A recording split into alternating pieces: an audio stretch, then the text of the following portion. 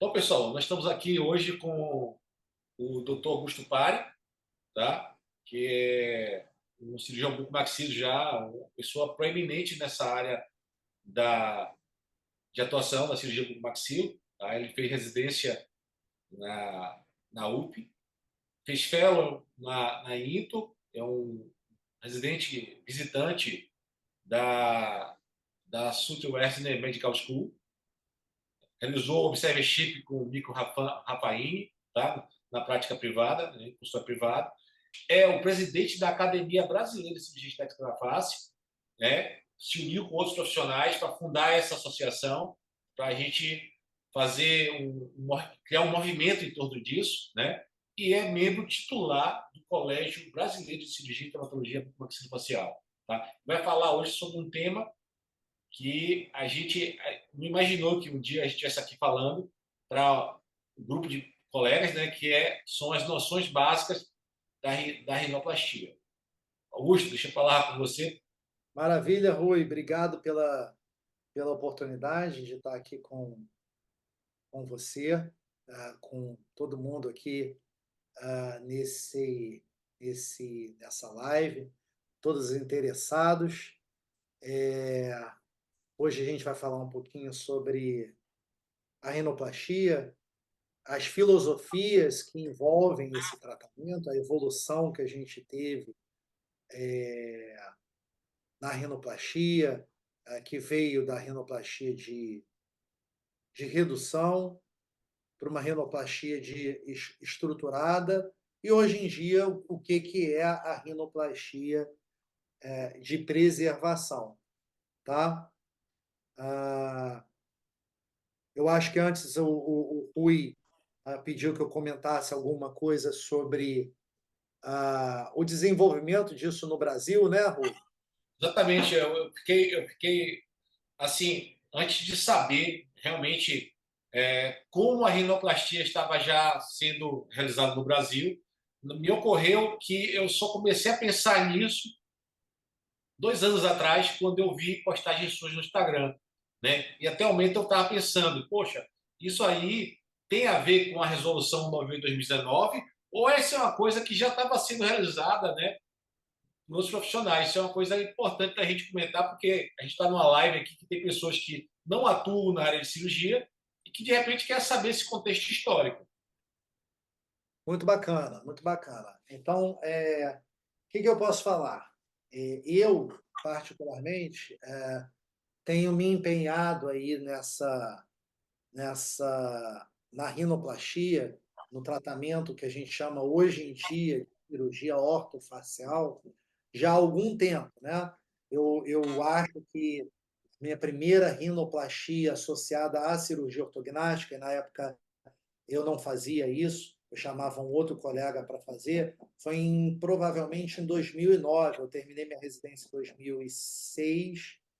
Em 2009, vendo que alguns casos a gente não tinha um bom resultado por um comprometimento estético do nariz, eu comecei a estudar rinoplastia, né? Isso já era algo que já tinha me chamado a atenção, alguns livros de cirurgia ortognática com capítulos de rinoplastia, como, por exemplo, o livro clássico do Epker, de 4 volumes, de cirurgia ortognática, e que num deles a gente tinha 4, não, desculpa, 3 volumes, que tinha um capítulo de rinoplastia, e o próprio Bruce Epker, lá em 90 e tantos, já tinha um livro só sobre cirurgia estética da face, né, que ele chamava cirurgia estética maxilofacial,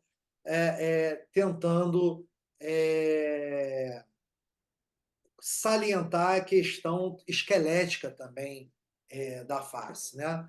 E em 96, desculpa, em 2016, já há alguns anos, eu já trabalhava com isso, já há algum tempo, aí eu já estava praticando a rinoceptoplastia. A gente tinha aqui no Brasil limitações legais impostas pela aquela CFO, 100 de 2010, que falava que a gente não deveria fazer cirurgia estética da face, mas isso já era específico do Brasil. Em outros países, a cirurgia bucomaxilofacial sempre pôde legalmente atuar nisso. Muitos não atuavam, porque não fazia parte do tradicional, mas alguns atuavam na cirurgia estética da face. Em 2016, a gente publicou um artigo, eu vou colocar aqui, que é a cirurgia estética da face como campo de atuação do cirurgião bucomaxilofacial. Então, vou compartilhar aqui a tela para vocês verem.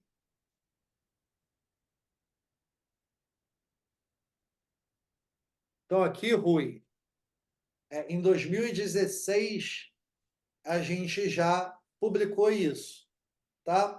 Agora, logicamente que antes das mídias sociais, das redes, o que acontecia muito era que, muitas vezes, as pessoas pouco conheciam o trabalho dos outros, né? A menos que você fosse convidado para palestrar em algum desses eventos científicos, muitas vezes trabalhos de vários profissionais se tornavam assim desapercebidos. E muitas vezes, hoje em dia ainda, eu vejo isso, eu vejo colegas que eu falo, caramba, eu não sabia que você fazia isso, olha lá. Aqui no Brasil, aqui no Rio, por exemplo, colegas trabalhando com cirurgias avançadas de crâniosinostose, e muitas vezes passam desapercebido, porque nunca alguém chamou para palestrar, para falar sobre aquilo, né? Então, a gente já atuava há muito tempo. Aqui em 2016, olha, a gente já falando de do que é a cirurgia bucomaxilofacial, das diretrizes internacionais para a formação da especialidade, das áreas de atuação que envolvem a especialidade, incluindo a cirurgia estética da face. Se você digitar no Google Oral and Maxillofacial Surgery, vai aparecer todas essas áreas de atuação. O histórico da cirurgia bucomaxilofacial no Brasil e a cirurgia estética da face. Então, para alguns profissionais dentro da bucomaxilo, isso sempre foi uma polêmica, mas para outros colegas que sempre atuaram mais na cirurgia estética, envolvendo especialmente a cirurgia ortognática, como eu e outros colegas, procedimentos adjuntos estéticos sempre foi um assunto de interesse, entendeu? Muitos colegas, muito antes de vir a harmonização, já faziam lipoaspiração cervical, a gente já fazia rinoplastia com a base no entendimento que a rinoplastia não é só estética, mas estético-funcional, e um adjunto à cirurgia ortognática. Então é isso. Esse é o livro aqui do Epiker, que é o Static Maxillofacial Surgery, um livro que foi publicado em 1994, tá? 1994. Aqui tem um capítulo falando de bichectomia, que só recebeu destaque em 2015, aqui no Brasil, quando a mídia, a Rede Globo, fez uma reportagem que, se eu não me engano, foi comprada pela Sociedade Brasileira de Cirurgia Estética, quer dizer, Sociedade Brasileira de Cirurgia Plástica. E acabou que isso se tornou uma febre e muitos cirurgiões dentistas começaram a realizar isso também. Eu gosto sempre de começar a aula, Rui, relembrando o que é a cirurgia bucomaxilofacial e a importância da rinoplastia nesse contexto, né? Porque eu acho que a forma mais fácil da gente descrever a nossa especialidade é explicando que é uma cirurgia da face. Quando alguém me pergunta o que você faz, com o que você mexe, eu falo, eu trabalho com a face. Cirurgia bucomaxilofacial, a gente é a cirurgia da face com background da odontologia, com a fundação da odontologia. E isso é o que torna essa especialidade única. E se a gente pensar na face, e naquela divisão clássica de terços, verticais e quintos horizontais, bem na interseção, bem no meio entre os quintos e os terços, a gente tem aí o nariz. E o nariz ele é acometido por vários problemas da nossa especialidade, né? Como, por exemplo, o trauma, as malformações congênitas que afetam os maxilares, a maloclusão, e também afetam o nariz, a patologia. Então, é importante que a gente entenda essa região o melhor possível e que, se o cirurgião ele tem interesse a se aprimorar para tratar melhor, que ele possa ter o treinamento disso, né? E a rinoplastia ela não é um assunto contemporâneo. Na verdade, isso é um assunto que já vem na nossa especialidade há anos e anos e anos. Isso já é um assunto da cirurgia bucomaxilofacial há muito tempo, né? Isso a gente já levou também, até mesmo para o CFO, numa época, eu, Marcelo Mello e Euclides, e mostramos a quantidade de artigos que existem no âmbito da rinoplastia dentro da cirurgia bucomaxilofacial, né? Então, não é novidade. O Brasil não está querendo inventar alguma coisa.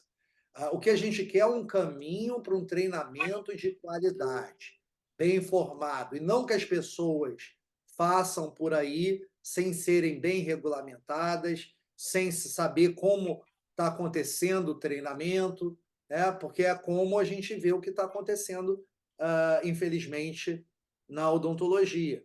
A gente tem uma crise aí, que é uma crise relacionada a essa regulamentação na estética.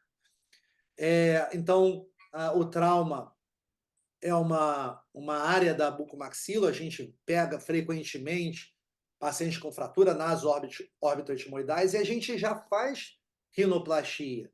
Quando eu fiz a minha residência, eu já fiz alguns casos de fratura naso-órbito-etimoidal, onde a gente colocava enxertos de calota cranianas, de parietal, no dorso para reconstruir um dorso multicelado, por um acesso coronal. Isso não é rinoplastia? Isso é rinoplastia. Algumas pessoas vão chamar de reconstrução nasal pós-traumática, alguns vão chamar de rinoplastia pós-traumática. Mas isso é rinoplastia, né? O trauma, por exemplo, que é um dos carros-chefes da bucomaxilo, você pode usar um rinodesvio pós-traumático, num selamento por fratura naso-órbito-etimoidal. O comprometimento nasal. Eu vou só afastar um pouquinho isso aqui para todo mundo poder enxergar. Calma aí. Pronto. Então, só um minutinho aqui. Um minutinho, Rui. Deixa eu só marcar aqui. Pronto. Acho que agora vai ficar melhor. Então, na fissura lábio-palatal, por exemplo, que é algo do interesse antigo da cirurgia bucomaxilofacial, da ortodontia, a síndrome de Cruzon, a síndrome de Binder, todos eles têm comprometimento nasal importante e comprometimento dentofacial, né? E se a gente vê as deformidades dentofaciais, por exemplo, elas estão associadas à deformidade nasal em pelo menos 60% dos casos, tá? E isso, quando eu falo, são deformidades nasais significativas, que têm ou um comprometimento estético importante ou um comprometimento funcional. E a gente, muitas vezes, como cirurgião, eu, por exemplo, quando aprendi a cirurgia ortognática, o meu entendimento funcional do nariz era muito basal, era muito pequeno, né? Então, a gente tem que entender que a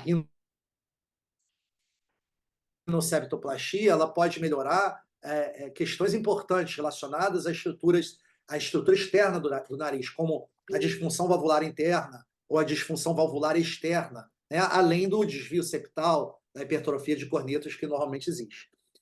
A cirurgia ortognática contemporânea, hoje em dia, a gente costuma falar que é uma tríade de objetivos, né? É a oclusão, são as vias aéreas e a estética. Não existe hoje em dia a gente pensar em cirurgia ortognática sem pensar nessa tríade. E a rinoplastia, ela como um procedimento complementar, ela pode melhorar pelo menos as vias aéreas e as estéticas. Então, relacionada à cirurgia ortognática, ela é um complemento importantíssimo. Eu, particularmente, gosto de fazer isso associado. Não necessariamente todo cirurgião vai preferir fazer associado. Eu reconheço que é uma associação que exige uma curva de aprendizado muito longa e que muitas pessoas possam não sentir confortáveis em fazer, né? Mas ainda assim você poder entender e poder executar em duas etapas ou simultaneamente é maravilhoso, né? Esses são casos um pouco mais antigos, um paciente classe 2 com avanço mandibular, com uma rinoplastia. Na época ali, hoje em dia, eu vejo até algumas falhas estéticas, né? Esse paciente ainda tem uma gibazinha residual, né? Um paciente que tem uma pele muito fina, tem uma melhora muito grande na parte da ponta, mas ainda tem alguma irregularidade de dorso, né? E hoje em dia, quando eu revejo assim, meus casos mais antigos, eu sempre vou encontrar algumas falhas que a gente vai cada vez querendo melhorar mais, né? E esse é o encanto da rinoplastia. E também é o encanto da cirurgia ortognática. A gente passar a nossa vida querendo melhorar cada vez mais e a gente vai conseguindo isso ao longo dos anos. Algumas pessoas não gostam disso, né? Algumas pessoas gostam daquela curva de aprendizado rápida, mas a rinoplastia ela é longa, assim como a cirurgia ortognática, né? Eu digo que em alguns casos de cirurgia ortognática, a rinoplastia ela é mandatória, né? Numa paciente como essa, por exemplo, onde eu vou fazer um avanço de terço médio muito grande, se eu não faço uma rinoplastia de aumento, por exemplo, eu vou destruir o nariz da paciente. Então, ou eu limito a ortognática e não vou poder fazer um avanço maxilar importante que ela precisa para ter uma harmonia facial adequada, ou eu vou associar uma rinoceptoplastia, tá? Então, uma grande vantagem dessa associação à cirurgia ortognática é você permitir movimentos que você não conseguiria fazer se você não associasse uma rinoplastia à cirurgia ortognática, né? Hoje em dia, a gente faz casos que eu considero, por exemplo, de extrema dificuldade, como, por exemplo, a correção de assimetrias faciais associado a rinoplastias secundárias, como essa paciente, já tinha feito uma rinoplastia prévia, e aí a gente fez uma rinoplastia secundária, numa correção também de uma assimetria facial. Ela tinha ainda uma columela muito pendente, uma ponta caída, uma assimetria nasal importante, uma ponta pinçada. E esses aí são assim, alguns exemplos da rinoplastia e da cirurgia ortognática. Esse caso foi o meu primeiro caso que eu operei sem a ajuda do meu colega, cirurgião plástico, sozinho, num hospital, fazendo uma cirurgia ortognática e a rinoplastia associada. Então, são pacientes, são casos aí que pelo menos têm mais de 5 anos. Esse caso eu operei com o Fred, que está aqui, Fred Carnevale, que hoje em dia está como professor também do curso de rinoplastia, que a gente vai falar daqui a pouco. É um caso era um paciente que ainda estava num pós-operatório recente, ainda um pouco edemaciado, mas um caso que certamente não ficaria bom se só operasse o nariz, e certamente não ficaria bom se só operasse a cirurgia ortognática. E aí, falando um pouco das filosofias, ô Rui, que é a intenção maior aqui, trazer um pouco sobre o que é, como evoluiu a rinoplastia e quais são as filosofias atuais e que são consideradas as filosofias contemporâneas, aplicáveis, que hoje em dia a gente mais vai usar no nosso dia a dia, né? Então, falando especialmente da rinoplastia de dorso. Quando a rinoplastia ela se iniciou, ela basicamente, assim, quase exclusivamente, ela tratava o dorso nasal, especialmente a giba. A giba, ela sempre foi uma questão importante para alguns pacientes. Então, especialmente o que era feito era uma redução da giba, era uma remoção da giba. Particularmente, quase uma ressecção, né? E hoje em dia a gente chama isso de rinoplastia de redução. Naquela Augusto, época, não havia essa filosofia. Fala, Rui. como é que você viu a rinomodelação acrescentando ácido hialurônico ali na região, só para não ter que corrigir o dorso? Como é que você viu isso? Então, Olha, aí tá aqui, é pessoal. extremamente limitado, né, Rui? Não, não estou Ah, querendo. Ó, isso aí não é pegadinha, tá? sim, Mas sim, é bom que a gente fale sobre a visão do cirurgião que faz lógico, radiologia e vê essa curva na odontologia. lógico. Ó, então, assim, já respondendo a sua pergunta, o que acontece? Quando você só tem um recurso, que é o preenchimento, você só pode aumentar, você não pode reduzir. Então, o que o profissional vai fazer num caso de uma giba, né, num paciente adúnco? Ele vai preencher normalmente na região do radix, né, que é essa região que está aqui próximo da pupila, que é onde está começando o nariz, né? Então, o cirurgião vai fazer o profissional vai fazer um preenchimento dessa região. O problema disso é que muitas vezes o paciente ele precisa de uma redução do dorso, né? E não num preenchimento da região do radix.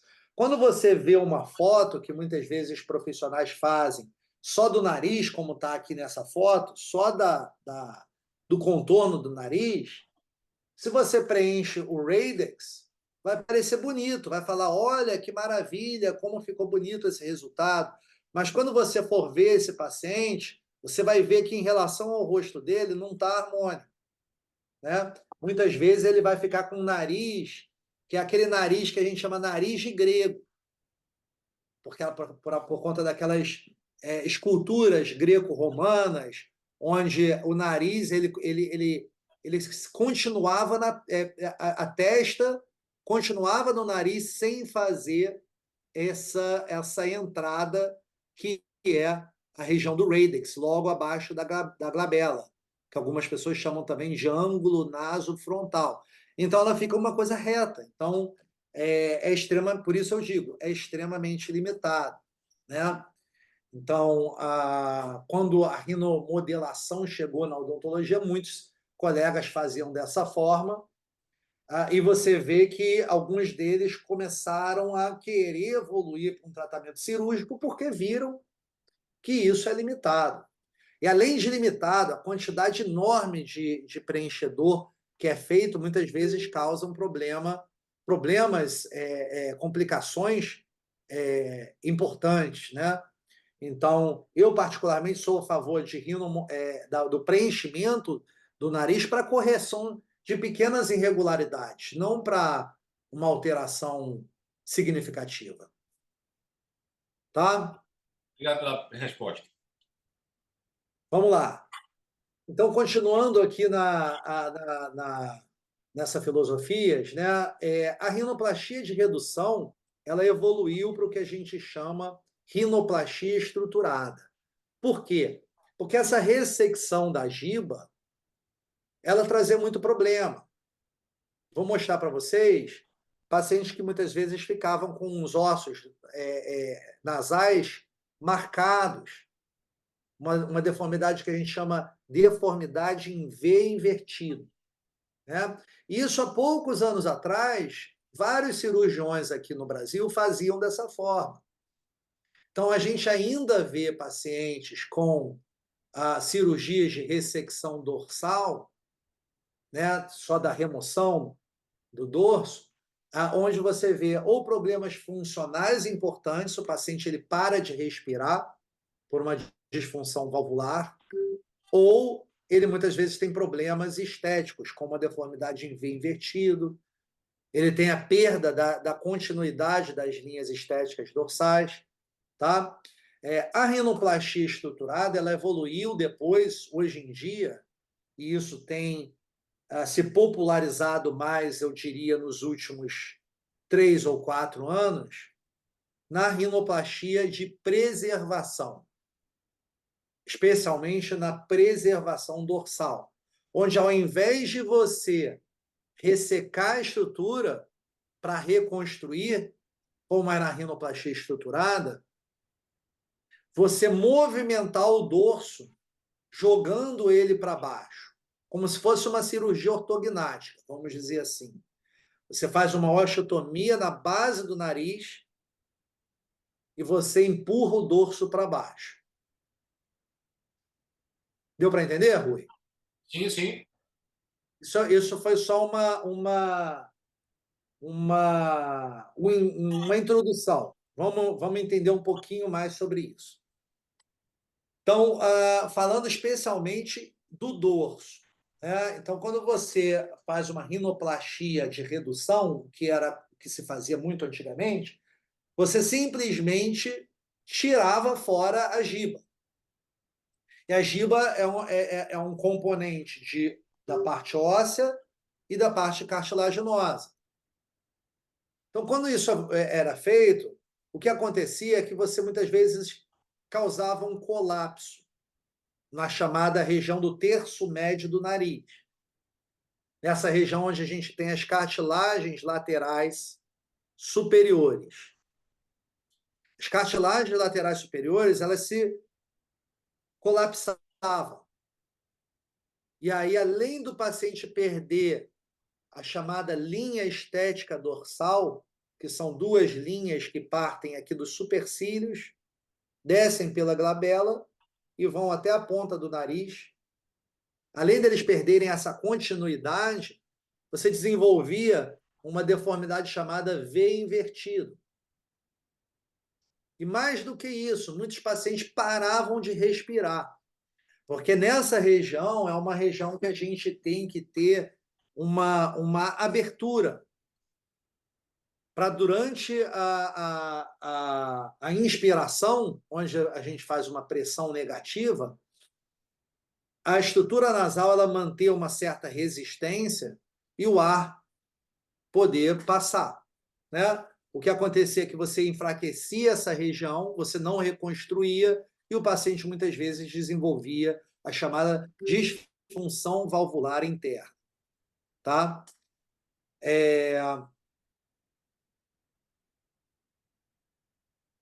Essa, por exemplo, é uma deformidade em V invertido. E isso, até alguns anos atrás, era uma situação extremamente comum. Eu diria até que a rinoplastia no Brasil ela evoluiu muito aí nos últimos 10 anos. Tá? Eu digo isso porque pacientes operados há mais tempo do que isso, frequentemente a gente vê a rinoplastia de redução, pacientes onde não removeram enxerto cartilaginoso. Para a gente operar um paciente que fez uma rinoplastia de redução, fazendo uma rinoplastia secundária, é bom, por um lado, porque eu sei que a estrutura do septo ela está íntegra ainda e eu vou ter enxerto para poder reconstruir o paciente. Tá? Então, essa é uma deformidade em V invertido, olha. Opa, desculpa que eu voltou aqui. Uma deformidade em V invertido. Algumas vezes uma deformidade em teto aberto, onde o dorso, ele removido, o dorso ósseo, ele fica muito largo e muitas vezes muito marcado, especialmente em pacientes com pele fina. Então, é chamado open roof, ou deformidade em teto aberto. E as disfunções valvulares, onde você faz uma redução extrema, associado muitas vezes a uma lectomia, e o paciente desenvolve um distúrbio funcional muito importante. Quando ele inspira, o nariz todo colaba. Tá? Então, a rinoplastia de redução, ela se tornou um desastre para alguns pacientes. E o que é a rinoplastia estruturada? A rinoplastia estruturada, eu gosto muito de usar essa analogia. Imagina que você tem uma fundação instável, como essa barraca aqui. Nessa barraca, eu não consigo mudar nada nela. Se eu tirar alguma coisa, ou se eu acrescentar alguma coisa, existe grande risco dessa barraca toda desmoronar.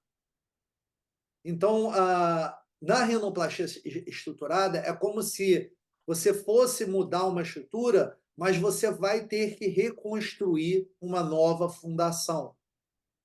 Ou, se você já tem uma fundação prejudicada, como vários narizes já são, você vai reforçar essa fundação, para ter certeza que o paciente vai manter a respiração, vai melhorar a respiração, e que você, a longo prazo, você vai resistir a qualquer força externa que possa acabar afetando o seu resultado a longo prazo. Eu diria, por exemplo, uma contração cicatricial. Muitas vezes o nariz ele sofre contrações cicatriciais ao longo de vários anos. E isso muitas vezes pode afetar o resultado. Né? Então, por isso, a importância de uma rinoplastia estruturada. Ô, Tá? Augusto, Pode falar. então, assim, o que que eu vejo geralmente eu vejo aqui na clínica, pessoas que vêm, terminam, vou falar assim, ó, acho que quem faz rinomodelação já deve ter visto isso. Pacientes que fizeram várias revisões e começaram a perder muita estrutura nasal e aí, de alguma forma, pararam na mão de uma pessoa que aí, né, podendo acrescentar material para poder dar um formato diferente no nariz, optaram por fazer um ácido hialurônico, outro material preenchedor. Eu falo assim porque aqui a gente vê muito, né, revisão de cirurgia de rinoplastia, uma coisa que é uma certa frequência isso. Pacientes que já fizeram 3, 4 vezes e o nariz só vai encolhendo. Você Sim, falou. sim. É verdade. O que acontece é o seguinte: quanto mais você opera o nariz, se você está fazendo uma rinoplastia secundária, não existe a possibilidade de você fazer ela sem ser estruturada, né? Sempre que você vai fazer uma rinoplastia secundária, você vai pensar em estruturar muito bem o seu nariz para ele resistir essas contrações cicatriciais, para você não perder o resultado. Até mesmo porque se você está fazendo uma rinoplastia secundária, é porque algum problema aconteceu ao longo do processo de cicatrização, ou não ficou bem desde o início, né? Mas se você abrir novamente o nariz, cada vez mais a pele vai atrofiando, então são situações mais delicadas, né? Agora, existem diferenças entre, por exemplo, uma rinoplastia secundária, onde você vai fazer você vai refazer toda a estrutura, você vai mudar a estrutura nasal, de alguma forma, é uma necessidade, e de uma revisão.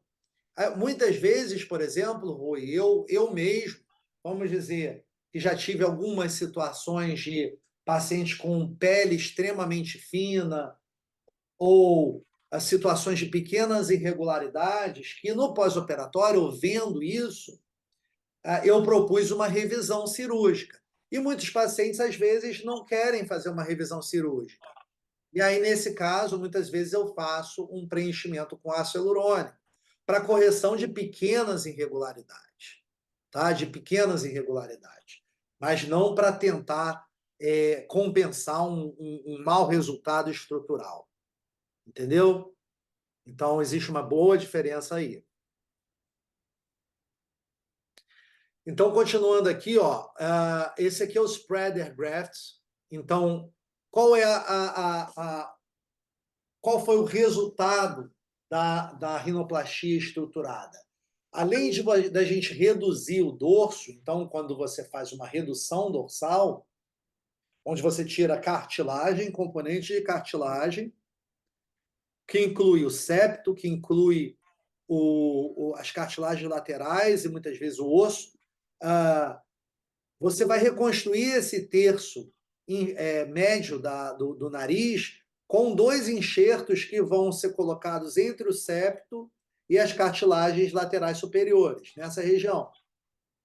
Isso vai restabelecer a linha estética dorsal, vai prevenir a deformidade em V invertido e vai prevenir ou vai tratar uma disfunção valvular interna, tá? Então, por exemplo, o spreader graft é um enxerto extremamente utilizado quando você faz uma ressecção dorsal importante. Você simplesmente não realizar isso, você pode tirar uma foto no pós-operatório imediato e falar: olha que maravilha, como ficou bonita essa rinoplastia, mas a longo prazo você vai ter problema.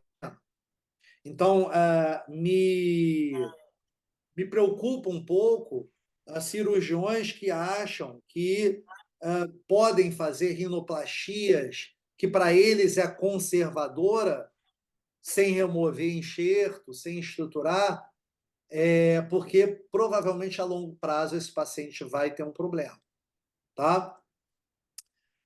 Então, aqui as etapas, por exemplo, de uma cirurgia aberta, tá?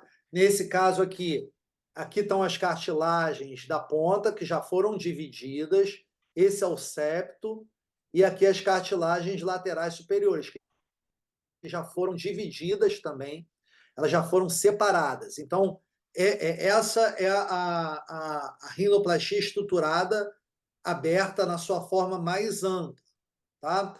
Então, aqui a gente vai reduzir o dorso do nariz. Uma ressecção do dorso de 2 milímetros.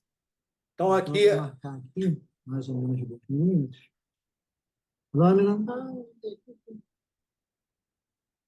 Então, por conta esse próprio planejamento digital aqui já me mostrou que eu queria reduzir, que eu deveria reduzir 2 milímetros, e não necessariamente essas reduções de dorso são sempre nessa região aqui onde existe a giba. Muitas vezes o dorso adunco, ele acontece em outras regiões. A maior projeção, muitas vezes, pode ser nessa região da chamada supratip, que é a região suprapical, né? Como é esse caso. A maior redução aqui é de um componente cartilaginoso. Tá? Então, a gente reduzindo com a lâmina, né, até chegar na região do componente ósseo. Tá? Então, eu normalmente costumava fazer muito as ressecções dorsais assim, começando pelo septo, indo em direção ao osso nasal. Quando eu chego na região do osso nasal, muitas vezes o que vai acontecer é formar um degrau entre o que é o componente cartilaginoso do septo e a região do osso nasal, né? E aqui eu estou mostrando, por exemplo, com esse descolador. Tá? Então, eu começo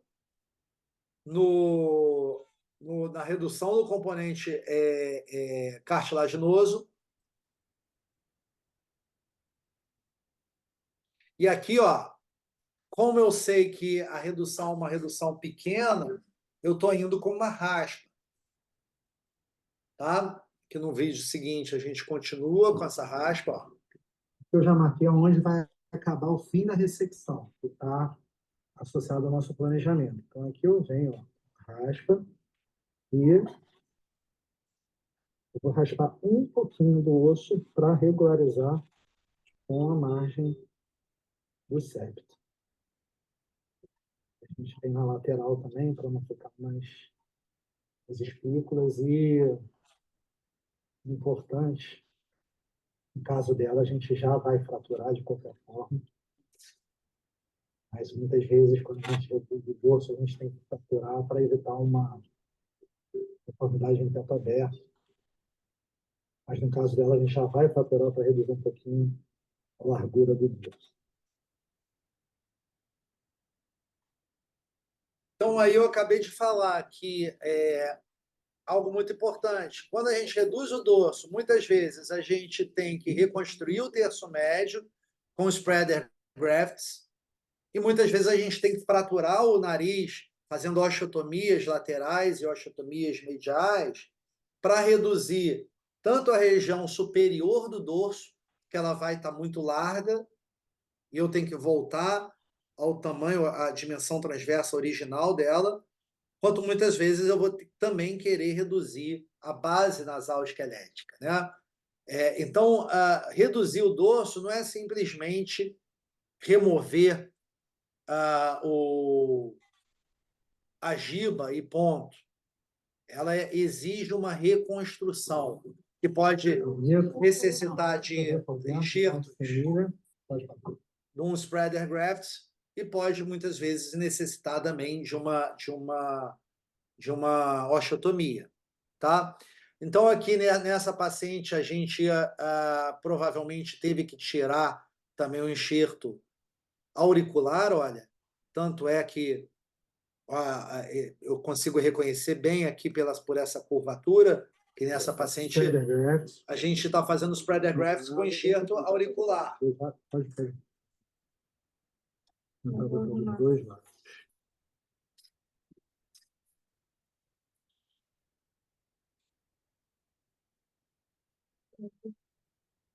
Posicionando os spreader grafts.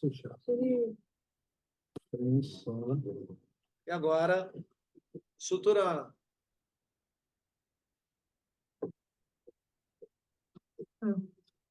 Às vezes eu faço assim, ó. Pronto.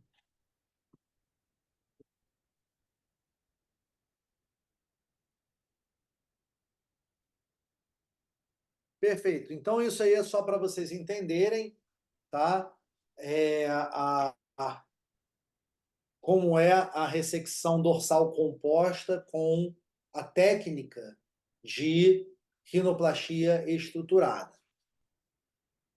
Isso a gente usa e já usou anos e anos e anos para vários casos, e cada vez a gente vem aprimorando mais, né? Esse, por exemplo, é um paciente que já tinha sido submetido a uma rinoplastia primária de redução. Ele não tinha tirado o septo, o que para a gente é maravilhoso. Quando eu sei que o paciente não mexeu no septo, eu sei que eu vou ter uma rinoplastia secundária tranquila. Eu não vou precisar nem de enxerto de costela, por exemplo, que é bem comum na rinoplastia secundária, né? Então, a paciente Tritia Collins, que a gente fez uma rinoplastia secundária associada à cirurgia ortognática, né? Augusto, Pode falar, Rui. esse caso aqui, se puder voltar o slide aí, que é uma coisa bem. Acho que é uma coisa que precisa ser comentada aí. Esse? Não, o antes e depois. Tá. Muito legal uma coisa aqui, porque a gente pode até engrenar uma próxima live falando sobre outro assunto importante, que é a autoplastia, né? Porque aí o objetivo não foi a correção da orelha de abanco, mas lógico, reduziu a concha que estava excessiva, também melhorou a questão da anomalia da orelha dele também. Nesse caso aí, Rui, foi feita uma otoplastia mesmo, tá? Foi? Foi. No primeiro momento, a gente fez a ortognática com reconstrução zigomática e rinoplastia. No segundo momento, eu entrei com uma amiga, cirurgiã plástica, ela fez a otoplastia. Eu particularmente, nunca me interessei muito pela otoplastia. Ela fez e eu fiz uma lipoenxertia. Então, no segundo momento, foi feita otoplastia e lipoenxertia. E aí, esse paciente está depois de bastante tempo, tá? Depois de, acho que deve ter aí nessa foto uns 3, 4 anos pós tratamento. Com Tá? certeza, porque essa redução conchal aí que ele precisava, você tirou dos dois lados? Concha? Eu não sei exatamente a técnica, o quanto ela tirou, entendeu? Eu não sei. Você Mas utilizou o enxerto. certamente ele fez uma autoplastia bilateral. Né? Você utilizou o enxerto dos dois lados que tirou? Não, mas nesse paciente eu usei enxerto de septo. Porque eu... Eu usei enxerto de septo. A gente não tirou enxerto de cartilagem auricular. Esse paciente ele tinha feito.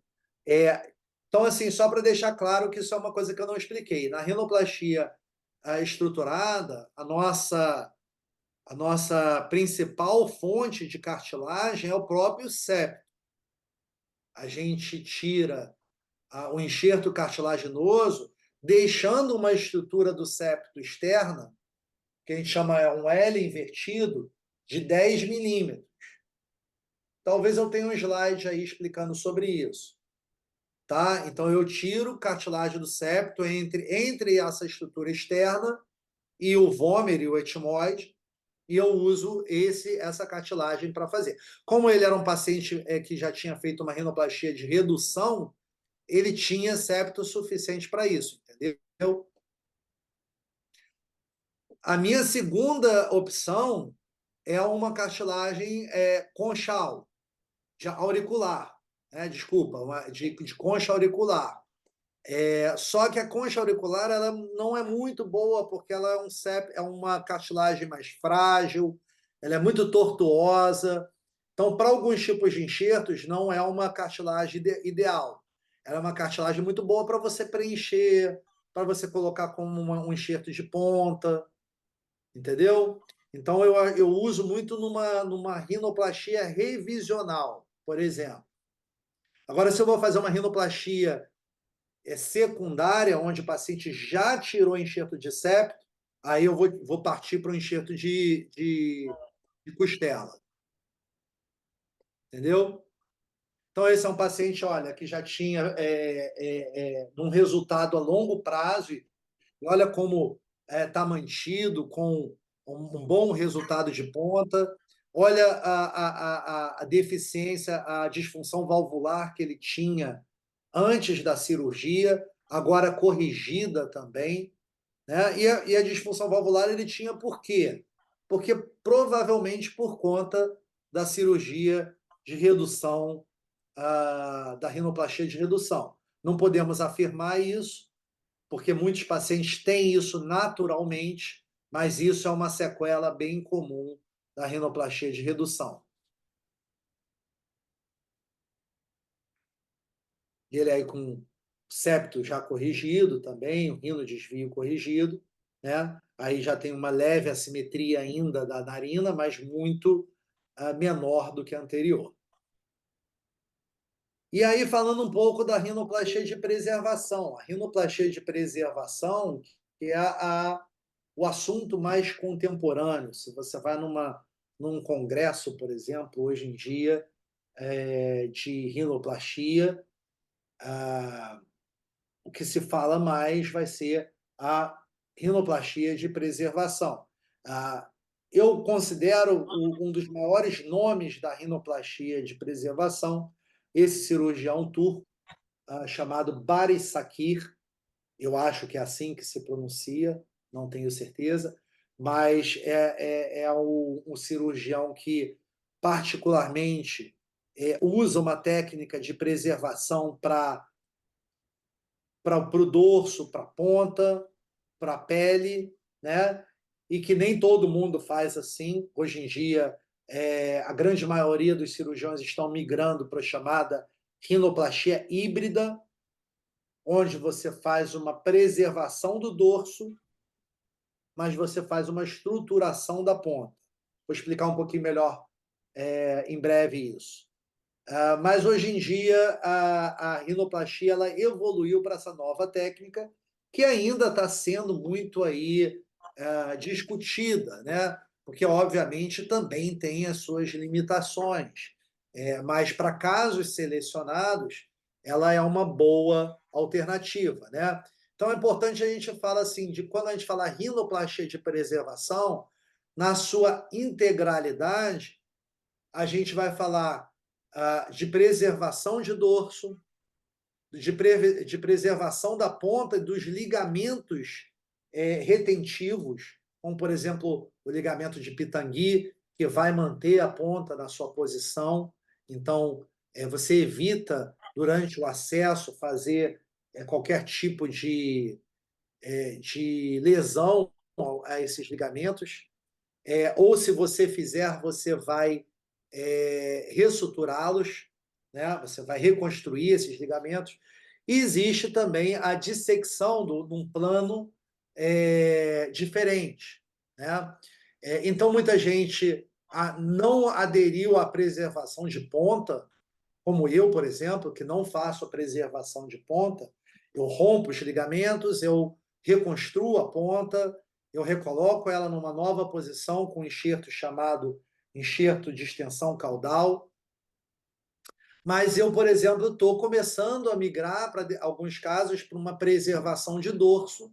E também a minha dissecção, eu estou fazendo ela quase sempre num plano subpericondral, quer dizer, abaixo do pericônio, porque isso traz um resultado mais previsível, com menos contração cicatricial, com menos sangramento durante a cirurgia e com pós-operatório muito melhor, com menos inchaço. Tá?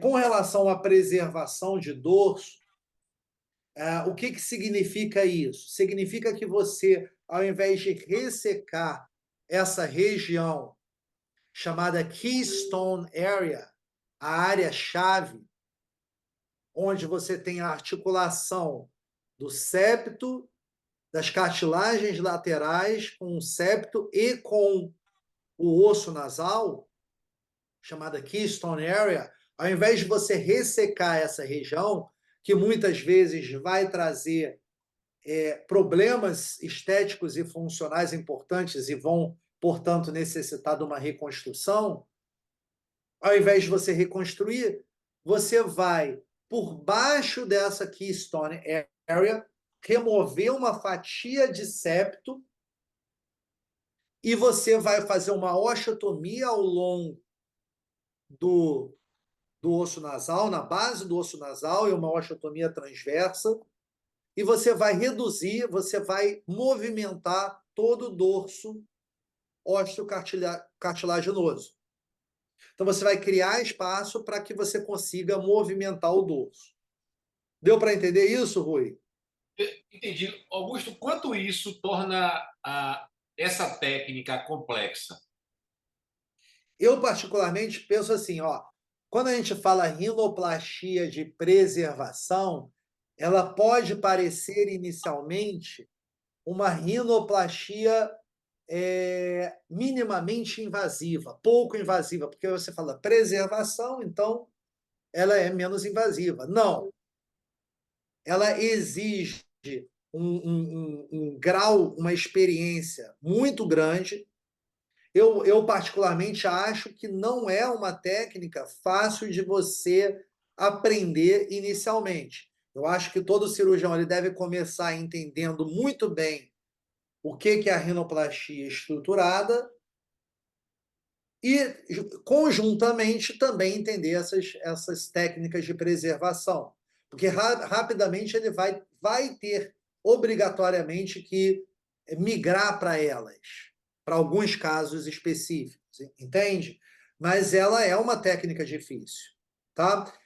Para nós, cirurgiões bucomaxilofaciais, eu acho que talvez seja até mais fácil de aprender do que outros profissionais, porque nós já trabalhamos com isso.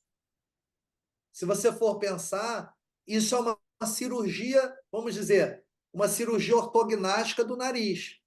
Porque a Tá? gente faz osteotomias mandibulares. Isso é quase uma Lefort 2 menos um, né? Uma Lefort 2 menos um. Alguns cirurgiões fizeram uma osteotomia Lefort 2 menos um, uma época, onde, na verdade, era uma osteotomia do nariz, para você avançar o nariz, por exemplo. Isso é uma osteotomia do nariz. E você vai conseguir movimentar todo o nariz um pouco para o lado, se você quiser também. Então, se ele tem uma leve assimetria de 1, 2 milímetros, um rinodesvio, você consegue reduzir o dorso, por exemplo, jogando também o nariz um pouco para o lado que você deseja. Faz sentido? Faz é que nem. Olha, é o que eu estou vendo. Para você ser conservador, você tem que saber muito. Exatamente, porque, na verdade, você está sendo conservador com essa área-chave, que é o dorso, que é a giba, que é o keystone area, que é uma área que você sabe que se você romper, você vai ter que reconstruir. E essa reconstrução vai exigir enxertos, vai exigir, muitas vezes, também osteotomias, e que muitas vezes vai também resultar em irregularidades em uma pele fina, algumas vezes vai resultar em um leve alargamento do dorso.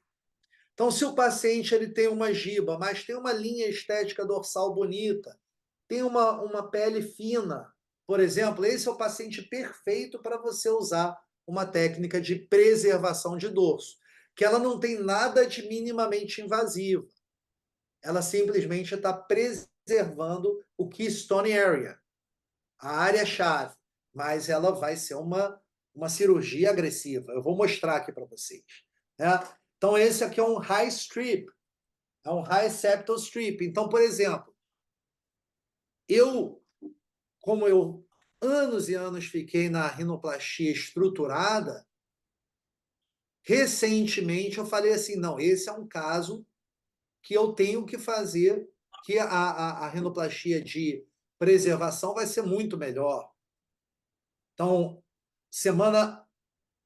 uma semana atrás, 2 semanas atrás, esse é um paciente meu de preparo de cirurgia ortognática, que ia fazer uma rinoplastia também, e para mim esse paciente é um candidato ideal, é um paciente que tem pele fina, é um paciente que tem um dorso que ele é adunco, mas ele não tem uma morfologia muito de giba, eu preciso reduzir ele por inteiro, então isso também é um facilitador para a técnica de preservação, tá? E então eu falei, bem, vai ser esse paciente que a gente vai usar isso. Então, ele antes da cirurgia. E aqui, ó, é um videozinho que a gente fez do celular mesmo, tá? A gente tem feito assim algumas filmagens com uma câmera muito boa, mas isso dá um trabalho muito grande. Então, ano passado eu e Fred ficamos muito concentrados em fazer vídeos para o curso, e aí isso dá muito trabalho. Então, essas a gente não filmou. Mas aqui vocês podem ver, Mostrando, vamos finalizou aqui? Tá filmando? ó, vocês podem ver aqui, ó, uma dissecção.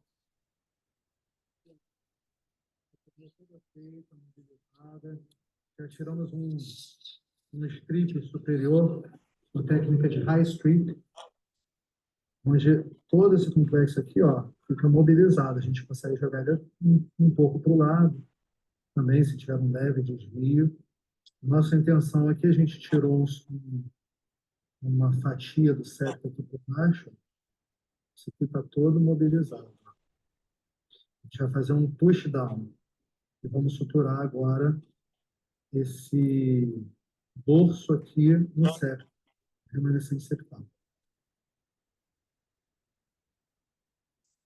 Então, eu vou tirar um pouquinho aqui só para fazer umas considerações. Então, aqui, ó, importante. Mostrando, vamos finalizou aqui? Importante. Essa dissecção aqui, eu não sei se ela está bem clara para vocês, mas olha como ela está pouco sangrativa por ser uma dissecção quase toda subpericondral, né? Então, isso é algo que a gente está trabalhando para fazer mais. Isso faz parte da técnica de preservação também. Esses cirurgiões turcos, como o Baris Sakiro, o Tel, que é um outro cirurgião bem conhecido e que dá uns cursos também de rinoplastia, eles têm preconizado essa dissecção subpericondral e realmente é algo que eu mudei já há algum tempo, porque ela cria um plano muito bom e traz um resultado assim fantástico. Porque mesmo que você faça uma dissecção muito ampla, como eu fiz aí, e por que eu fiz ampla? A gente chama de full approach. Eu disseco o nariz todo, num plano subpericondral, subperiosteal, e eu faço a osteotomia, eu fiz a osteotomia aí com piezo, ao invés de usar cinzel.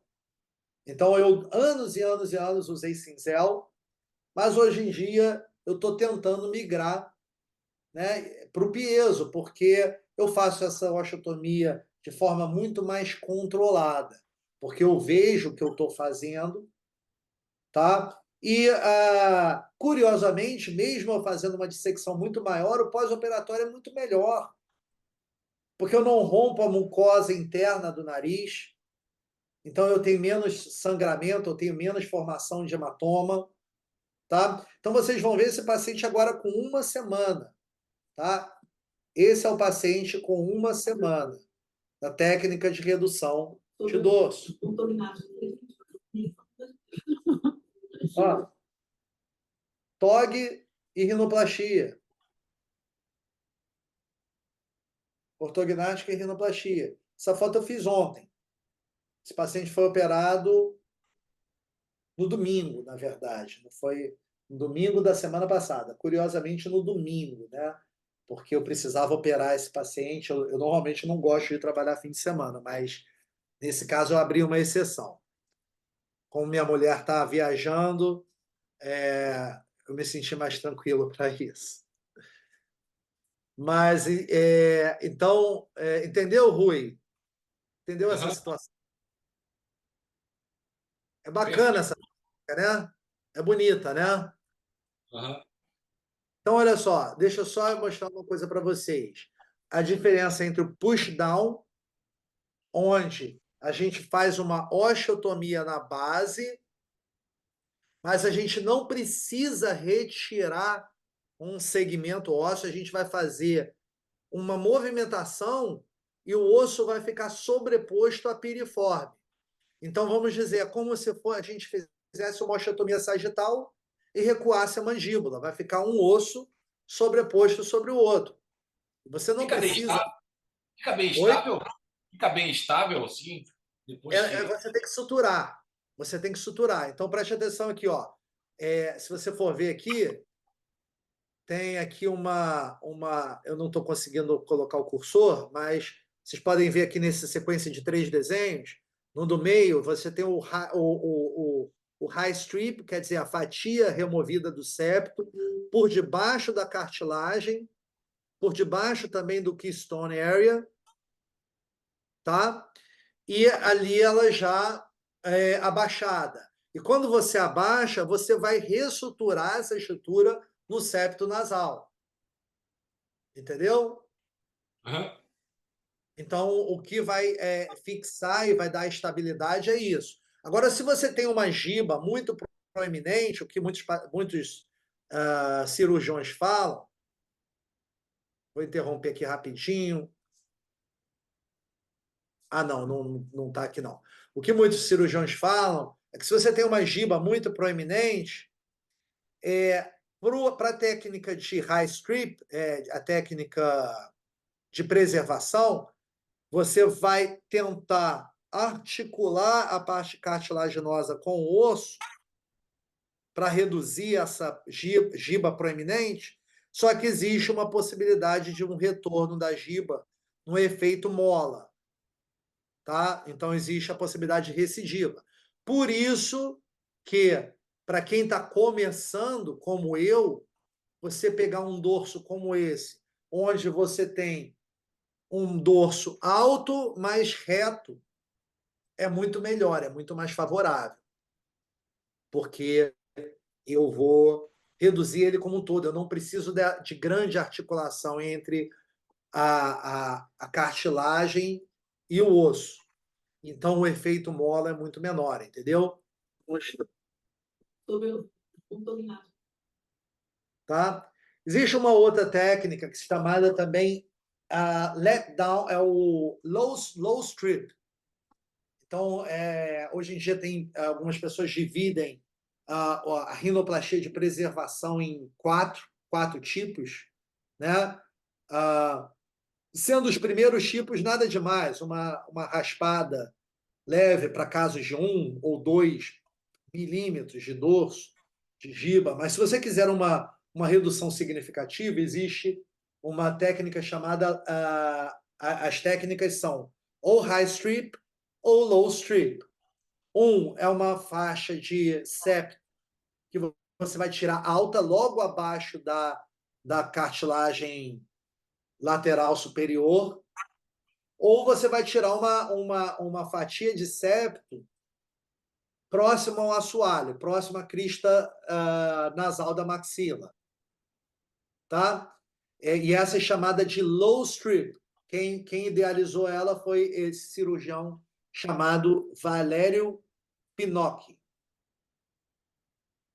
Então, esse é um vídeo que ele mesmo fez sobre a técnica, onde você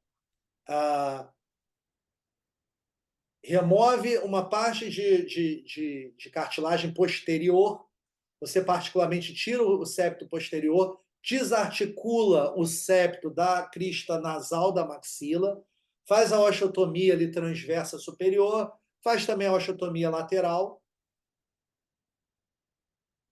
e aí, a partir daí, você consegue, então, corrigir, por exemplo, o dorso, e não só fazendo um stripping inferior, né, mas não só você corrige o dorso, um dorso adúnco, como você também tem a possibilidade de corrigir um grande rinodesvio. Certo? Nesse caso, você está corrigindo você está reposicionando todo o septo e toda a estrutura do osso nasal. Se eu tenho um grande rinodesvio, é uma boa possibilidade para eu reposicionar todas as estruturas simultaneamente. E muitas vezes ainda associado a isso também reduzir o dorso nasal. Tá?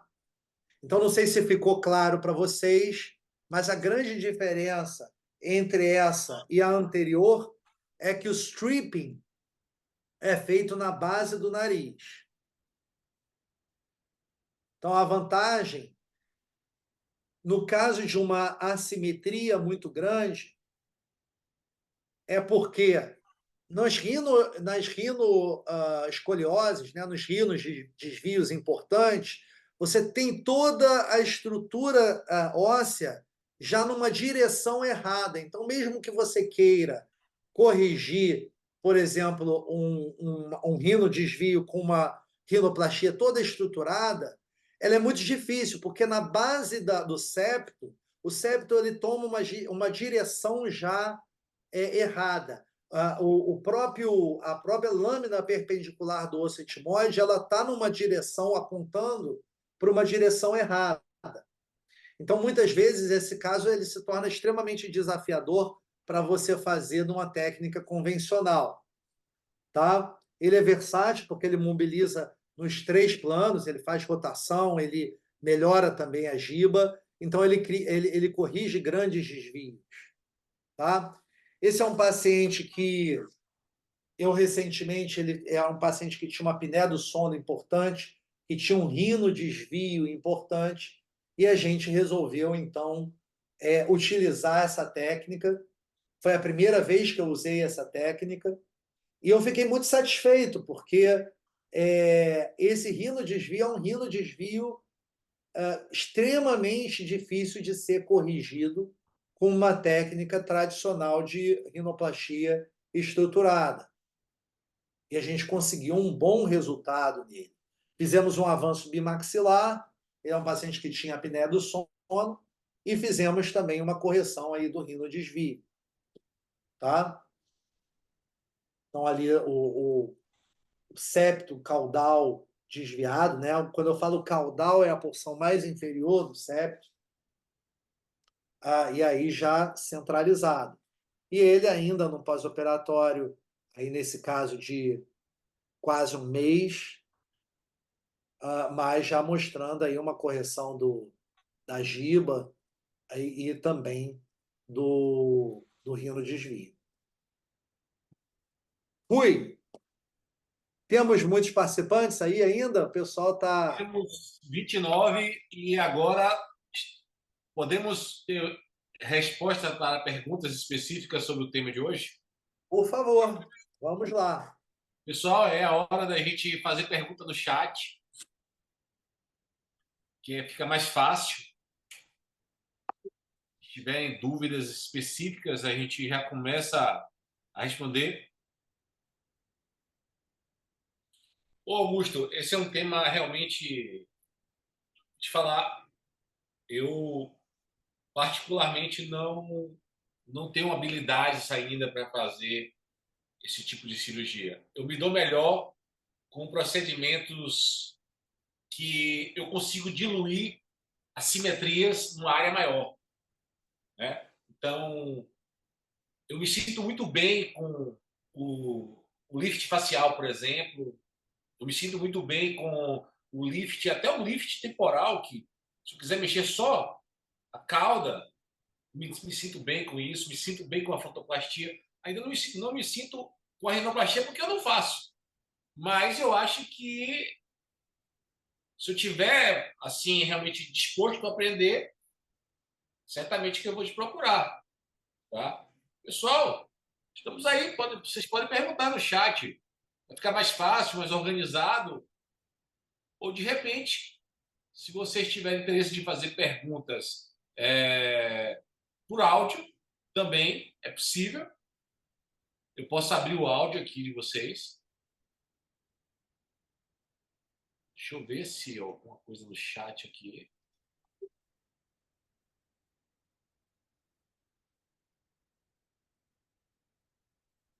Então, Augusto, deixar aqui, ó.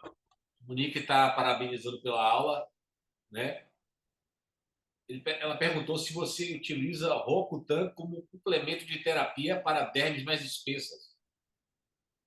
Excelente pergunta, Monique. Então, existe uma grande quantidade de profissionais que estão fazendo o Roacutan. Eu acho que é válido, sim. Tá? Eu acho que a gente tem que ter um bom contato com o dermatologista, né? Porque Roacutan é uma medicação que ela necessita aí um acompanhamento, até mesmo pela quantidade de efeitos colaterais que isso pode causar. Então, eu já fiz o contato com uma dermatologista, a gente já está bem alinhado com isso. Eu ainda, particularmente, não posso afirmar se a longo prazo o Roacutan vai fazer diferença ou não. Até onde eu vi sobre o que está sendo bem documentado e bem assim pesquisado, é que o Roacutan ele tem uma resposta rápida, de curto prazo, realmente muito melhor, você tem um resultado mais rápido em curto prazo, o paciente fica muito mais feliz por conta disso, né? E a gente está falando de pacientes de pele espessa ou pele hipersecretiva, pacientes que têm é muita glândula sebácea, muita secreção. E agora, a longo prazo, na verdade, alguns estudos que eu conheço mostram que não tem diferença. Porque a pele espessa ela vai começar a melhorar depois de 9 meses. Ela forma um edema brutal que atrapalha bastante. E você muitas vezes aplica corticoide em regiões, como por exemplo o supratip, isso eu faço com muita regularidade, corticoide na região do supratip, e a gente faz isso de 2 em 2 semanas, depois de umas 3 semanas pós-operatórias. Mas a longo prazo, o que eu vejo aí dos estudos científicos é que você vai chegar no mesmo resultado. E aí tem alguns colegas que, por observação pela clínica, preferem fazer. Eu estou começando a pensar nessa ideia de tornar algo regular para paciente de pele espessa, mas ainda não tenho a certeza dessa melhora a longo prazo, e sim a curto prazo. A Mari perguntou aqui, ainda dentro da questão do Rocutan, se o Rocutan não atrapalha a cicatrização do pós. Boa pergunta. Então, o que acontece? Quando a gente aprendeu rinoplastia, né, existia o conceito de que o Roacutan deveria ser suspenso algumas semanas, porque ele poderia influenciar de forma negativa na cicatriz de pele, tá? Então, alguns profissionais, inclusive, começaram a fazer o Roacutan no pós-operatório, não antes, né? Não antes da cirurgia, mas sim algumas semanas depois da cirurgia. No entanto, alguns estudos mais recentes não conseguiram observar, especialmente na rinoplastia, diferença na cicatrização se você estiver fazendo uso de Roacutan ou se você iniciar depois. Então, aparentemente, não faz diferença na cicatriz, não. Mas existe já vamos dizer, um conceito de que faz. Então, para você conversar com o dermatologista, você vai ter que chegar num consenso com ele, porque muitas vezes o dermatologista pode vir com essa ideia. Não, é melhor começar depois e tal. E se você começar depois também, eu acho que também não tem tanto problema. Então, aqui, o Adriano está fazendo uma pergunta aqui. Queria saber se você já teve problemas com CFO e, se sim, como você procedeu com relação a essa prática na rinoplastia. Não, nunca tive problema com CFO, tá? Pelo contrário, aqui no Rio de Janeiro, eu acho que já existe uma certa entendimento que, especialmente junto com a cirurgia ortognática, é uma competência do cirurgião, embora isso ainda tenha instabilidade jurídica, e isso não é algo que me agrade. Nunca tive problema com o CFO, mas a gente já teve problema com o CFM. Há anos atrás, logo depois da Resolução 230, eu tive que responder uma denúncia de prática ilegal da medicina, e essa denúncia foi respondida no Ministério Público. A gente ganhou a causa, foi arquivado, e a conclusão foi de que era uma instabilidade jurídica, que não se sabia ainda muito bem, com a linha de argumentação que a gente trouxe, e que muitas vezes, e na maioria das vezes que a gente faz isso de forma isolada, eu ainda naquela época tinha um colega com dupla graduação trabalhando comigo. Perfeito. A Célia Bezerra pergunta aqui, diz, na verdade, adorou sua aula, achou a aula top, e perguntou sobre quais fios de estrutura você usa, mas eu acho que daqui a pouco vai entrar uma pessoa para falar sobre o seu curso aí, e aí você fica à vontade para... Lógico. Está aqui comigo o Pedro, que organiza o curso, e o Fred. Então, eu vou falar na sequência sobre o curso. Vamos responder algumas perguntas. Ela me perguntou quais fios eu uso. Normalmente para pele nylon 50, 60, para a região interna, na maioria das vezes, PDS 50. É o que eu mais uso. Ok. O Lucas também parabenizou você pela aula, tá? E ele perguntou se você acredita que seria possível o uso de enxertos tipo BIOS colágeno para Maior, auxiliar a correção de assimetrias da parte óssea. acredito Também que tá aí seja. no chat. O Lucas perguntou, logo após a Célia. Eu não acho que não, Lucas. As irregularidades do ósseas são menos comuns do que a cartilaginosa, tá? Para começar. Eu particularmente, as irregularidades que a gente tem muitas vezes no osso é uma giba residual que, na maioria das vezes, eu vou acabar preferindo remover do que acrescentar. Então, eu não colocaria BIOS collagen ou qualquer outra coisa para esse fim.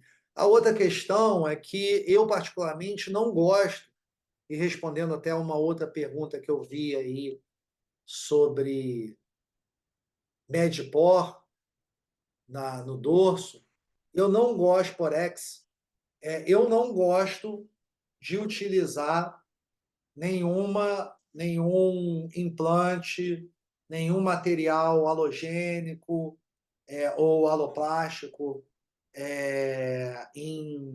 no nariz, tá?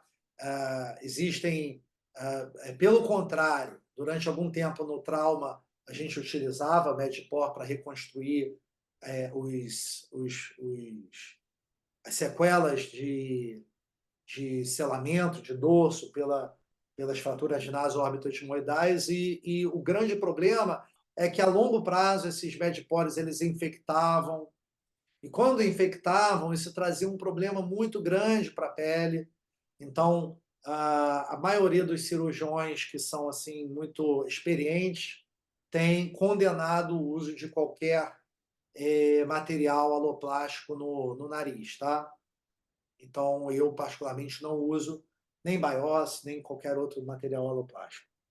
O Wilson aqui parabeniza você pela aula, pela sua dedicação, seus resultados, tá? Obrigado.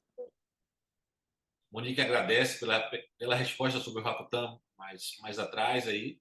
O Gustavo faz uma pergunta aqui, mas eu acho que a gente precisa falar, talvez precisa conversar sobre isso, porque... Mas fica à vontade para responder ou não, né? Você está vendo aqui, existem profissionais da harmonização facial que fazem rinomodelação cirúrgica estruturada com anestesia local no consultório. O que você acha? Então, eu vou ser bem direto, né? Porque eu não gosto muito de ser... Eu não sou muito político, né, Rui? Embora eu exerça um cargo um pouco político. Não existe rinoplastia cirúrgica estruturada, para começar. Esse termo foi inventado aqui no Brasil. Ninguém nem sabe o que quer dizer isso exatamente, rinoplastia cirúrgica, rinomodelação, desculpa, rinomodelação cirúrgica estruturada. Na verdade, se você entra em qualquer pesquisa científica, você não vai encontrar esse termo em lugar nenhum. Isso foi criado, existe no Instagram, mas não existe em nenhum outro lugar. Qual seria a diferença entre uma rinomodelação cirúrgica e uma rinoplastia? Até a rinomodelação foi um termo utilizado aqui no Brasil para a chamada non-surgical rhinoplasty. Non-surgical rhinoplasty. E aqui veio a rinomodelação. Então, tudo bem, a gente entende. Agora, rinomodelação cirúrgica é rinoplastia. Fazer com anestesia local ou não, eu particularmente acho complicado fazer rinoplastia na sua forma mais integral, assim, de remoção de enxertos estruturados, na sua forma de maior excelência. Você fazer isso no consultório, eu acho extremamente difícil. Eu, particularmente, tirar um enxerto de septo no nariz eu acho extremamente complicado, né? Além do tempo, além da questão do tempo, né? Que anestesia local, a menos que você faça ali uma bupivacaína, que você fique muito tempo para trabalhar, vai ter um tempo limitado, e eu gosto de fazer a rinoplastia com calma. Eu, particularmente, demoro uma hora e meia, 2 horas numa rinoplastia. Então, eu não gosto de fazer sob anestesia local, com sedação, eu gosto de fazer com geral. Agora, por exemplo, uma pequena revisão, eu acho viável de se fazer sim. Tá? Então, aqui, tem uma pergunta, muito obrigado pela resposta, Augusto. O Adriano aqui, eu acho que até posso responder sobre isso aqui. São momentos como esse aqui que a gente cria oportunidade para os colegas que vão fazendo a gente pensar mais sobre esse assunto, né? Dentro da nossa própria especialidade, inclusive, porque dentro da nossa própria especialidade existem pessoas que não são assim tão eles não pensam que isso seja uma área de atuação do bucomaxilo, mas quando surge a oportunidade de conversa para a gente ter uma live assim falando sobre esse assunto, a gente está querendo que esse assunto ele realmente comece a ser dentro da nossa própria especialidade. Claro que aqui tem pessoas que não são da cirurgia, são da humanização, mas que talvez comece a pensar, pô, eu vou fazer rinoplastia, eu preciso fazer o quê? Né? Eles tinham uma curva de aprendizagem. Mas agora deixa para você, Augusto, aqui, ó, que tem muita gente que, mesmo cirurgiões, alguns cirurgiões não concordam, né? Que isso seja de competência, né? Isso aí é uma coisa que é até chata, assim, da gente comentar, porque a gente está aqui, né, dentro da live falando sobre isso, mas o que você... Não, mas eu acho uma pergunta pertinente. Eu, particularmente, acho assim, o Adriano, para mim não importa muito o que o cirurgião acha ou não. As entidades internacionais da nossa especialidade já chegaram num consenso há muito tempo. A cirurgia estética da face é uma área de atuação da cirurgia bucomaxilofacial. Ponto. Se o fulaninho tal ou fulaninho tal acham que não deve ser, não me importa. A American Association acha, a International Association acha. Então, aqui no Brasil existe talvez alguma resistência de um ou outro, que muitas vezes não faz, não tem vontade de fazer e talvez tivesse algum receio de entrar num conflito com outras especialidades, que naturalmente aconteceria. Mas hoje em dia isso já aconteceu de qualquer forma, né? Então, eu particularmente não tenho problema nenhum com isso. Os colegas, para mim,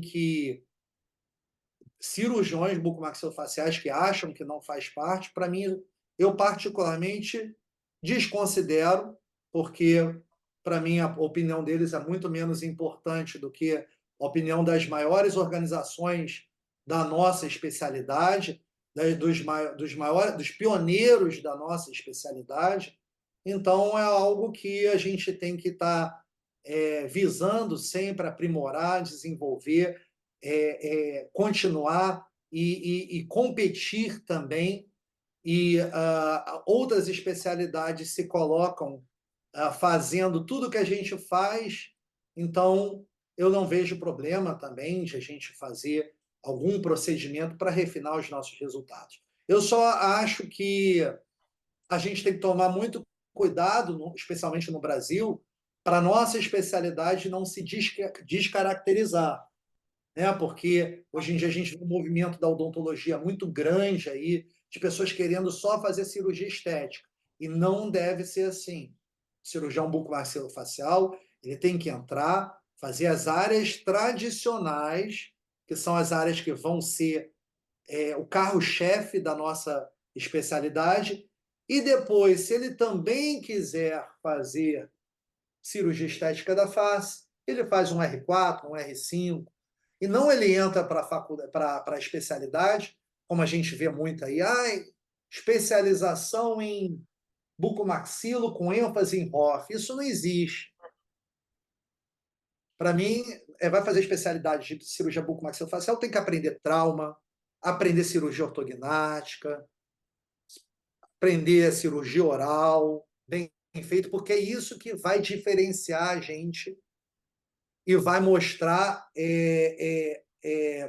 obviamente, o diferencial em relação a outros colegas, né? Agora, o indivíduo que não tem nenhum diferencial e quer simplesmente aprender aquilo ali, eu acho que esse daí não vai se sustentar no mercado, entendeu?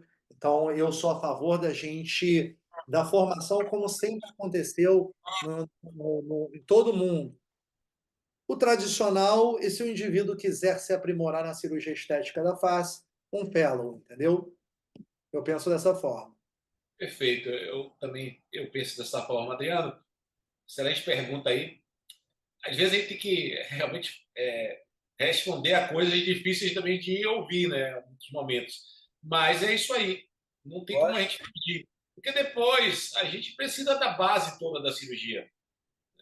E talvez pulando essas fases você se depare com um problema mais sério lá na frente. A Mari comenta aqui sobre a possibilidade de tratar essa pele espessa com fenol, CO2, radiofrequência fracionada, igual se usa para tratamento de rinofima e lesões dérmicas. Excelente, Mari. Eu não tenho experiência com tratamento de pele com fenol, CO2. Eu entendo a rinofima, né, que é uma patologia já de hipersecreção de glândulas sebáceas na pele, que causa, parece um tumor, e aí realmente você fazer um tratamento mais agressivo em pele. Agora, se o CO2 ou o fenol ou radiofrequência vai ajudar, por exemplo, como coadjuvante de uma rinoplastia, eu não saberia te falar. Não sei. Perfeito. Espero que ele tenha respondido para você, Mari. Frederico, eu faço uma pergunta aqui, o que você acha do uso? Acho que já. O que você acha do uso do Porex na rinoplastia? Não sei se você já comentou sobre isso, mas já falou sobre outro detalhe aí, outra uma pergunta que você viu, não sei se foi isso, exatamente, foi o Fred que perguntou. O que que o Fred... Frederico, o que você acha do uso do Porex na rinoplastia ou rinomodelação estruturada? Ah, eu acho que eu respondi isso, né? Já respondeu. É isso. O Walter aqui parabeniza você, o Rafael Peixoto também, tá? Eu também acho, Rafael, que foi uma grande aula e realmente o Augusto está de parabéns. E aqui o Jordano pergunta aqui, também parabéns pela apresentação. E qual o limite da remoção do septo cartilaginoso durante a LEFOR 1, principalmente nas impactações a fim de prevenir o comprometimento nasal? Eu acho que está falando da cirurgia ortognática, seus impactos na função nasal. Maravilha. O Rui, antes de eu responder a pergunta do Jordano, o Pedro está pedindo para eu falar um pouquinho do curso, né? Esse é um curso direcionado especialmente para cirurgiões bucomaxilofaciais, tá? É a nossa segunda turma. O Pedro, ele ajuda a gente na divulgação do curso. Se você puder até abrir o microfone para ele, Eu vou o Rui, destacar ele aqui, peraí.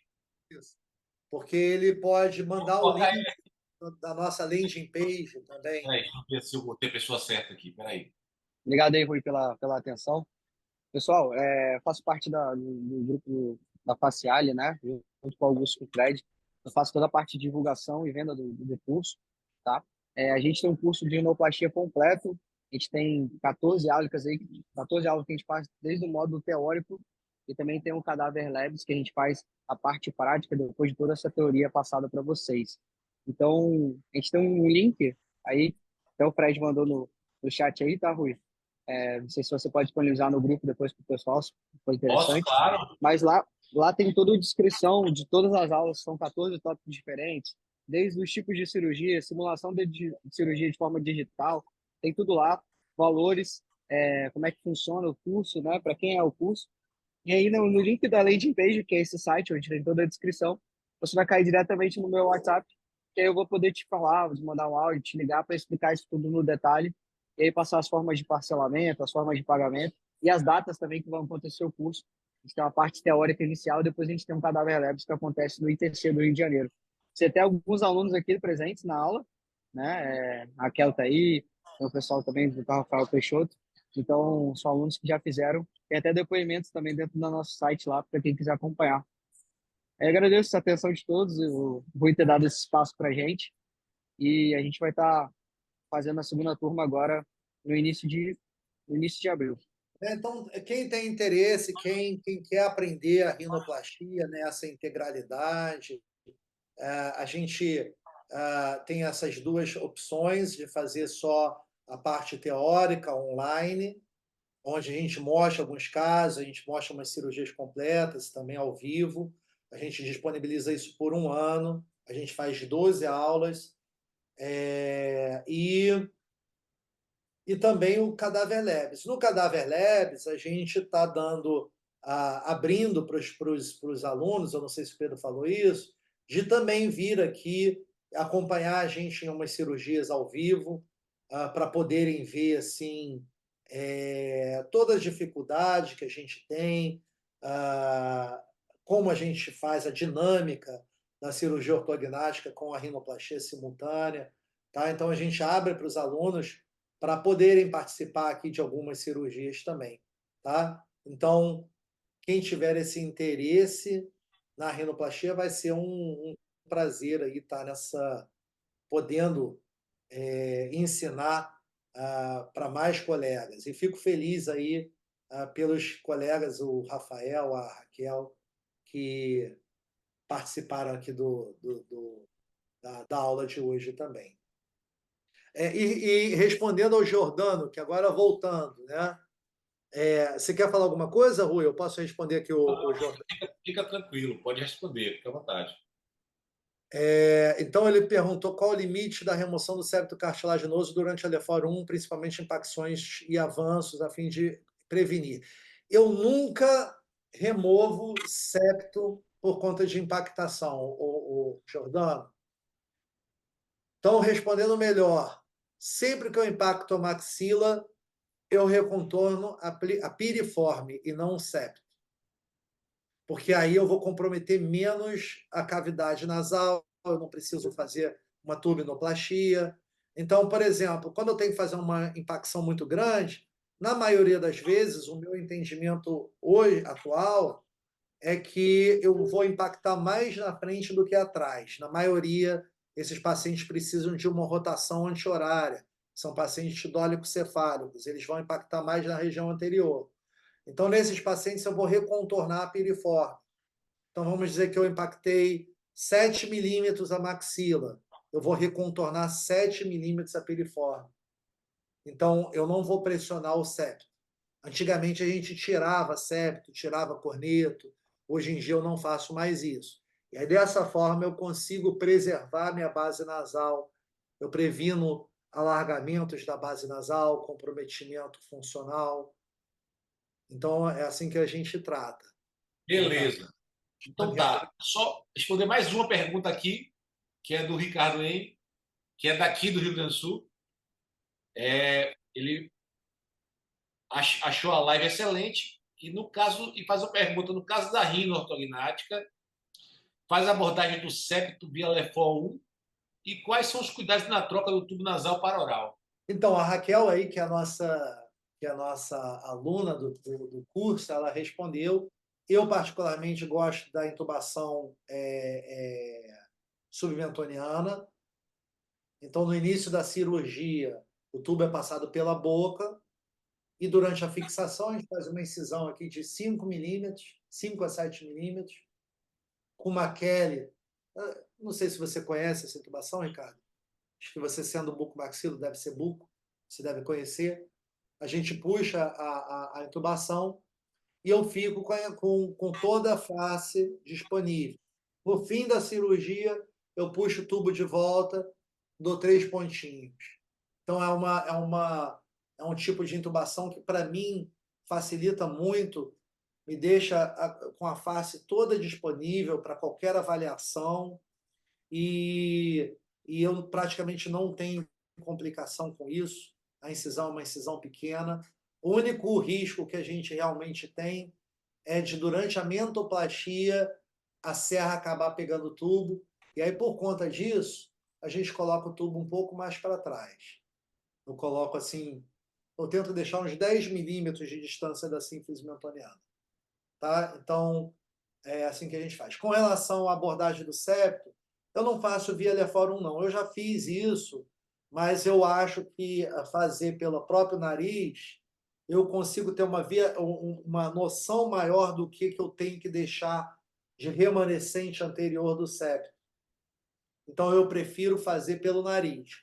Por debaixo, né, pela via Leforum, eu não consigo ter a noção desse L anterior que eu necessito deixar.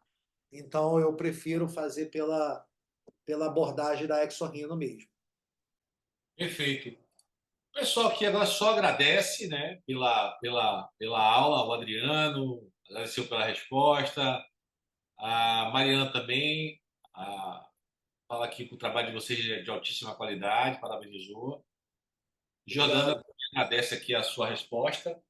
E é isso, eu acho que a gente atingiu as expectativas. Perfeito. Pessoal, obrigado mais uma vez aí pelo comprometimento, por estar aqui com a gente até as 10 da noite. Sei que o dia é difícil.